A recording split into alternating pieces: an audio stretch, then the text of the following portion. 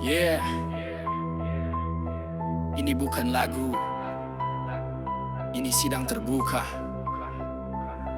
Nama kalian tak ku sebut, tapi semua tahu siapa. Yeah, tanah luas tapi isi perut dari luar.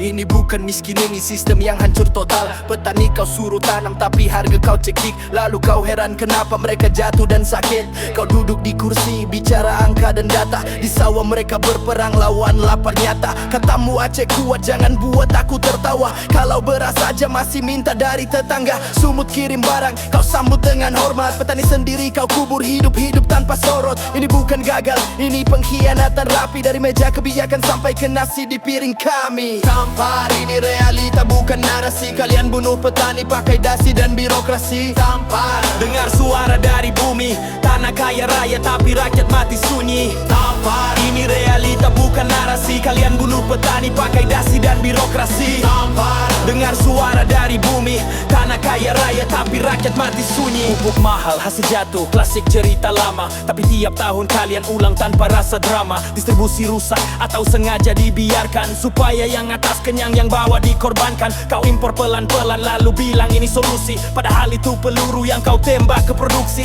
Petani bukan kalah, mereka sengaja dilemahkan supaya rantai kuasa tetap bisa kau genggam. Lucu kau bangga angka pertumbuhan naik, sementara petani makin hilang satu-satu baik. Ini bukan pembangunan, ini pembusukan sistem. Dari dalam busuk tapi luar kau polas macam emas sistem. Tampar, ini realita bukan narasi. Kalian bunuh petani pakai dasi dan birokrasi. Tampar, dengar suara dari bumi. Tanah kaya raya tapi rakyat mati sunyi. Tampar, ini realita bukan narasi. Kalian bunuh petani pakai dasi dan birokrasi. Tampar, dengar suara dari bumi.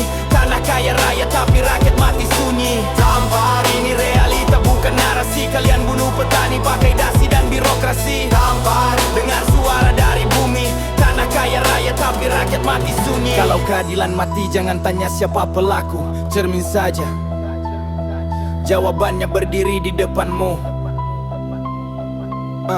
Kalian bukan pemimpin, kalian manajer penderitaan. Ngatur lapar rakyat jadi statistik tahunan. Kalau suara kami keras itu bukan kebencian, itu jeritan yang lama kalian bungkam dalam diam.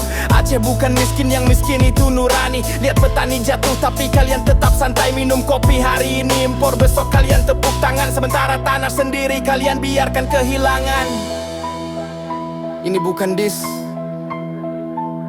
ini dakwaan. Kalau kalian masih diam,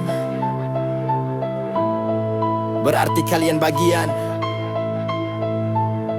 Yeah, yeah, yeah.